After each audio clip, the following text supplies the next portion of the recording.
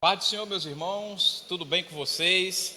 Deus abençoe a vida de vocês, todos os discípulos aqui do Manancial Ágape, na pessoa do pastor Alexandre. Hoje nós vamos iniciar uma matéria muito importante. Eu acredito que essa matéria que nós vamos aprender na aula de discipulado, no curso de discipulado, é uma das mais importantes para a sua vida, não é? Nós vamos estudar sobre a família. E eu quero trazer aqui uma palavra para você, né? Iniciarmos essa aula, dizendo a você que esse assunto não vai terminar aqui. Então, na próxima aula, nós vamos falar sobre esse assunto. Particularmente, é um assunto que eu gosto muito, né? Então, eu quero pedir a você aí, que você esteja aí em suas mãos o caderno, a sua caneta, para você fazer algumas anotações, porque nós vamos aprender hoje sobre algo muito relevante nos dias atuais, que é a família, né? Eu acho que a situação é propícia, né? Nesse isolamento social, a gente precisa ter essa ideia, né? Ter essa compreensão do quão é importante você preservar a sua família, né? A lição está aqui, ó, vou mostrar aqui para vocês, certo? Fala sobre a família, mas antes nós vamos orar, né? Eu acho que tenho certeza que sem a oração a família não fica de pé. Eu quero até pedir a você que você chame o seu esposo, seus pais, seus filhos, sentem aí na hora dessa aula, porque ela é muito importante para a sua vida, em nome de Jesus, amém? Estou falando aqui para dar tempo para você chamar alguém, sentar aí, dar as mãos, ok? E orar, e o propósito dessa aula é abençoar a sua família, em nome de Jesus. Bom, se você porventura tiver alguma dúvida, você já sabe que você tem que me procurar lá no privado, no WhatsApp, fala comigo, manda a sua dúvida, não importa qual seja, certo? Relacionada ao assunto, e com certeza eu estarei ali para lhe atender, para visualizar a sua pergunta e responder a sua pergunta e tirar suas dúvidas. Tá bom, meus irmãos? Tá tudo bem com vocês? Firme e forte. Deixa eu dizer uma coisa para você: discípulo respira Deus, tá certo? Estamos atravessando esse deserto aí, mas vamos chegar em Canaã para a glória do Senhor Jesus. Vamos orar em nome de Jesus? Amém? Fecha teus olhos. Pai, eu quero nesse momento, juntamente com os teus filhos, buscar ao Senhor através da oração e pedir ao Senhor que o Senhor nos oriente acerca daquilo que vamos falar.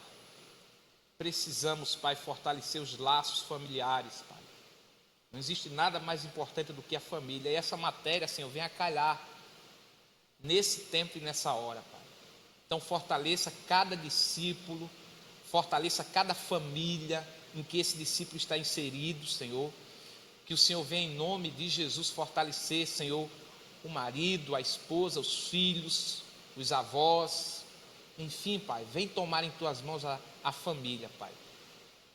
Toda a família seja abençoada por Ti nesse momento. Que o Espírito Santo possa trazer paz, tranquilidade, Senhor, calma nesse momento tão difícil, nessa fase desafiadora que estamos atravessando.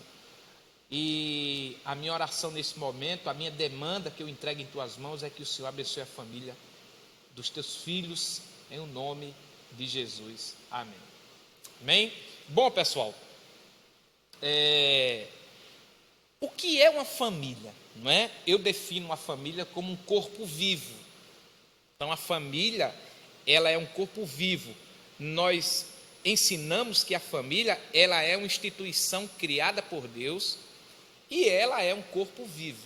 Existem dois tipos de família, você precisa entender isso. Existe a família funcional e a família disfuncional. O que é isso?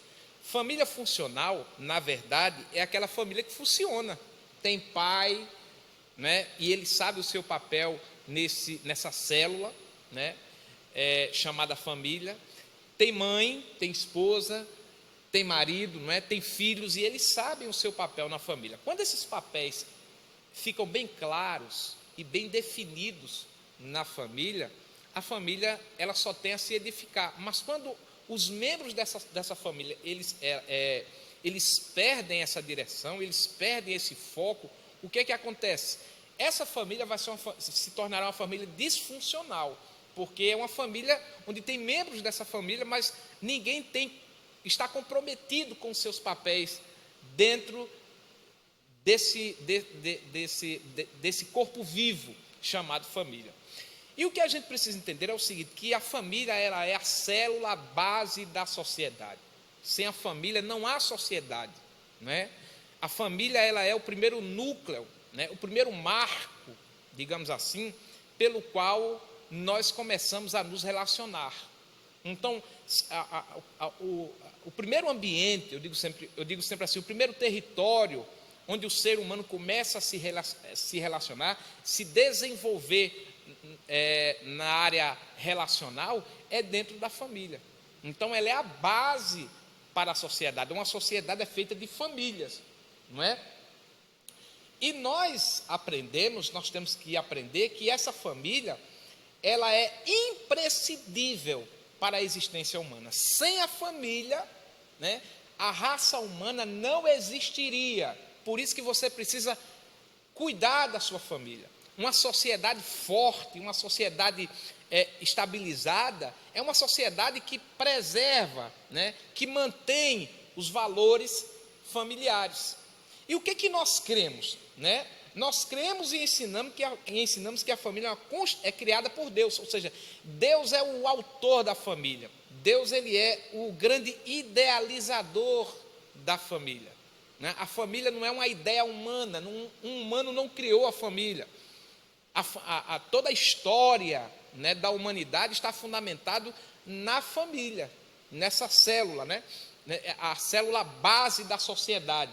Então, ela é imprescindível a existência, a formação e a realização integral do ser humano, sendo composta de pai, mãe e filhos. Então é o que nós cremos. Uma família é um corpo vivo, né? Ela é a célula base da sociedade e ela é composta de pai, mãe e filhos, ou filhas, né? Por assim dizer. E o que a gente precisa entender, né? Que Deus, ao criar a família, ao formar o homem, né? Pois o Criador, ao formar o homem e a mulher, declarou solenemente. E onde é que Deus fez essa declaração, né? A gente pode ver esse texto lá no livro de Gênesis, no capítulo 2 e o versículo 24. Vamos ver o que a Bíblia fala sobre família, lá no livro de Gênesis, né? No livro das origens. Gênesis capítulo 2, amém? E o versículo, deixa eu ver aqui, e o versículo 24, que diz assim, Gênesis 2, e o versículo 24. Você anotou aí? Lembre-se dessa está aparecendo aí na tela, você pode anotar no seu caderno, ok? Ou marcar aí na sua Bíblia. Diz assim: portanto deixará o varão seu pai e sua mãe e apegar-se-á a sua mulher, e serão ambos uma só carne, né?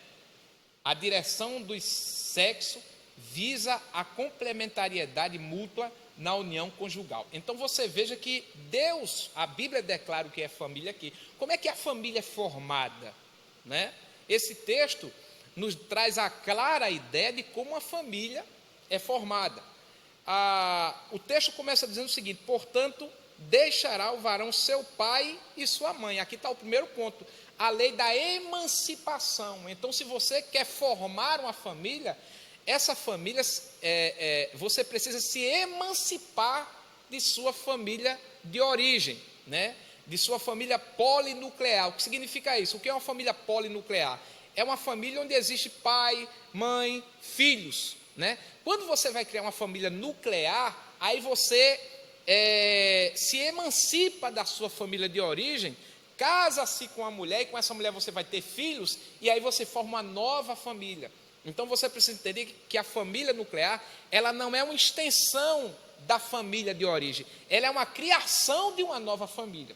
Por isso que o texto está dizendo aqui, ó, portanto deixará o varão seu pai e sua mãe, e apegar-se-á a sua mulher, e serão ambos uma só carne. Ok? Agora, é importante você entender que essa emancipação ela tem características, né? Por exemplo, deixar pai e mãe aqui significa o seguinte: se emancipar no sentido geográfico. Então, o que atrapalha muito a família, né?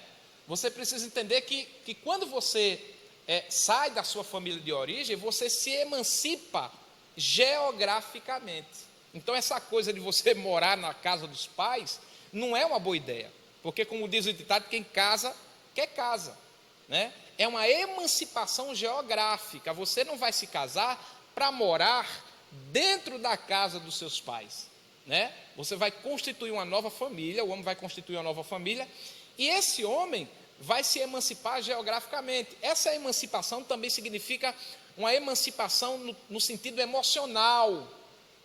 É preciso que você entenda essa verdade, né? Ou seja, você não vai ser um dependente emocional dos teus pais. O homem não vai ser dependente emocional dos seus pais, não é? Porque qualquer briga, ele vai para a casa dos pais, qualquer confusão, qualquer conflito que ele tem que resolver, ele deixa a esposa lá e vai para a casa dos pais. Não, é uma emancipação emocional.